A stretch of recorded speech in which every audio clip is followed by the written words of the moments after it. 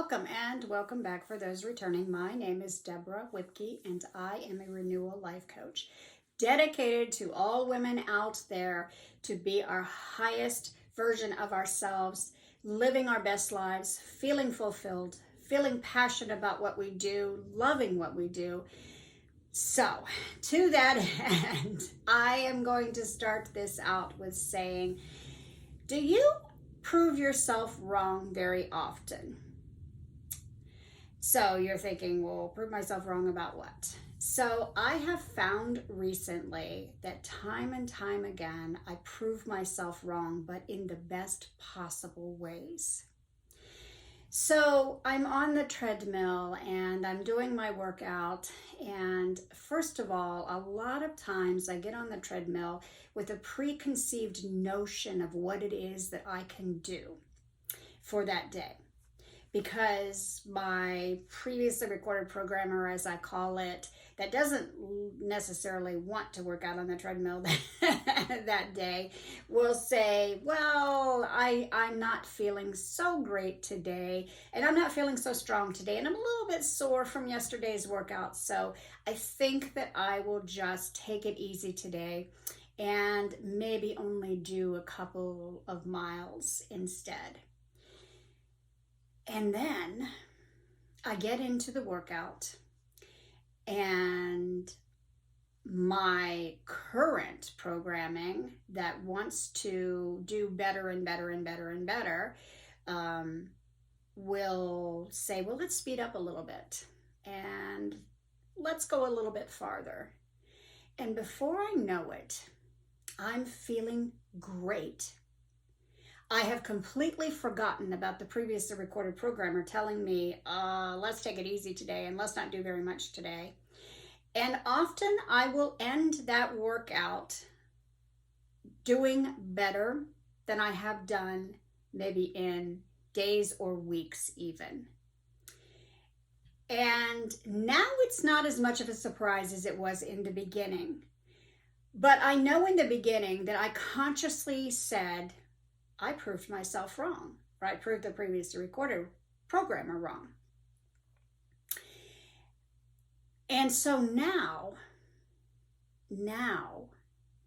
because this has happened so many times for me, I had 15 things to do on my schedule on a Saturday, and the previously recorded programmer was saying, I don't think you can get all 15 things done today.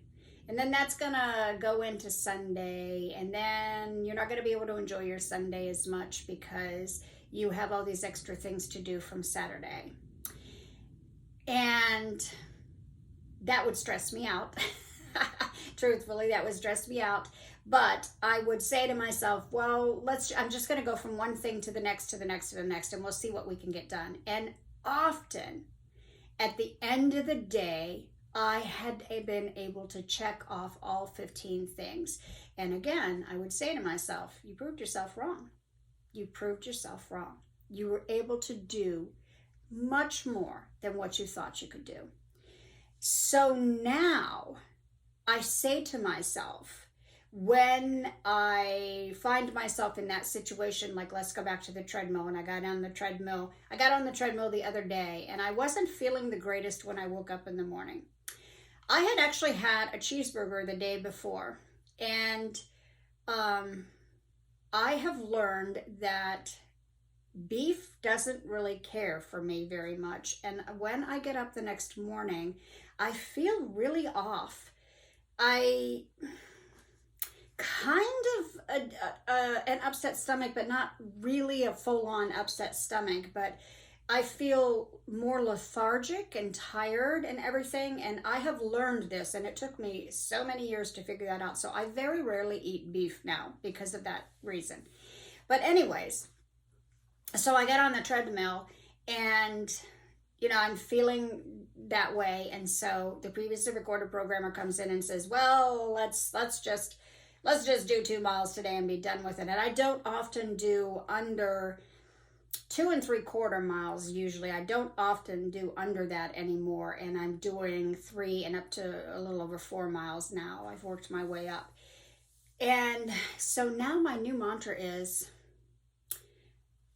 I'm just going to give this a chance to prove myself wrong. I'm just going to give it a chance to prove myself wrong. And if I do, I do. And if I don't, I don't. So again, as very, very often happens, once I got into the workout, I started to feel better. I think I was like moving that discomfort through my body or whatever. I started to feel better, and I actually ended up having a very strong, fantastic workout, over 3 miles, over 3.5 miles, I think. And so I felt really good at the end of the workout. So what this does for us when we do this and when we notice that we can push beyond where we thought we could before is it builds our self-confidence. And that may seem like a small thing to some people, but if you are working at changing your life for the better, if you're working at creating the highest version of yourself and the most satisfied version of yourself, the most fulfilled version of yourself, then all of these things add up. All of them are important to notice. And so definitely building your self-confidence, building up yourself to say, I did what I thought that I couldn't do. I have a saying back years ago, and I truly am working to get back up to that, but years ago, I ran 11 straight miles in one day because I was training for a half marathon. And so the first time that I did it, I'll say, without stopping to go to the bathroom, or I had water with me, but I ran 11 straight miles. And during that run, I started to say to myself, as I'm going around the track, it was a 1.5 mile track, but as I'm going around and around and around the track, I started to say to myself, when you think you can't is when you know you have to. And it just became a mantra. When you think you can't is when you know you have to. And for me, it was empowering.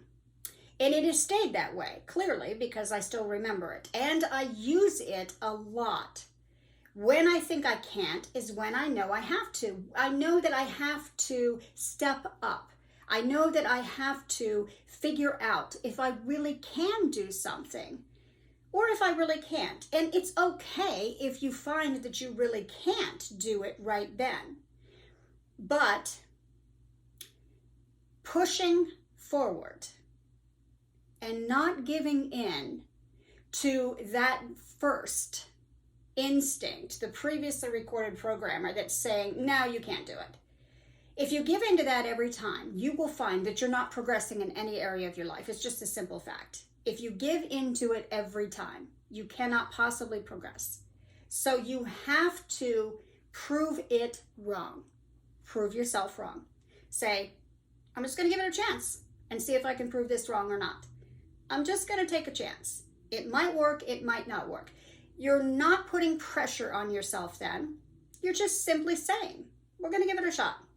If it works, it works. If it doesn't, it doesn't. No harm, no foul. But if it does, then that puts another notch on your little confidence belt. And then the next time you're able to do it, it puts another notch and the next and the next and the next. To where you get to the point where it's like, well, I'm not really going to listen to you anymore, previously recorded programmer. I am actually just going to do it my way. I'm just going to do it my way, and I'm just going to keep going, and I'm going to keep moving forward. And that's that. So, again, prove yourself wrong. Build your self-confidence. Take those chances. It's worth it. I promise, promise, promise it is worth it. I hope you enjoyed this video. I hope it's very helpful for you. Leave me a comment and let me know what you're working on. Hit that thumbs up and please hit that subscribe button. Thank you. Have a wonderful day.